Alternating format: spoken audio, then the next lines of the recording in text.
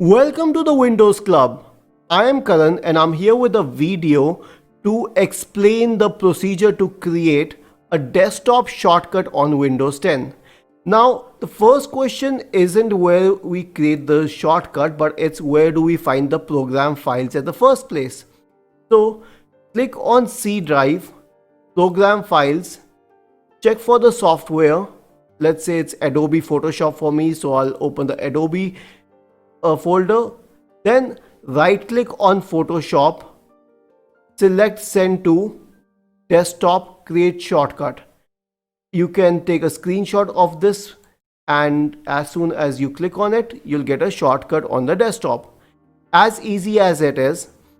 Now, the other method to create a desktop shortcut is by right clicking anywhere in the empty space on the raw desktop. Then select new, shortcut, and browse the location of the program. As I explained earlier, it's in this PC, C drive, program files. Then select any program you wish to install. Let's say it's Adobe, and then we go down to Photoshop.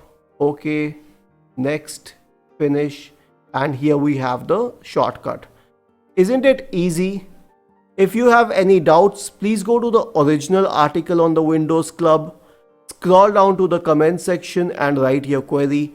We will surely answer to it. Do not forget to subscribe to the channel. Thank you for watching this video and have a nice day.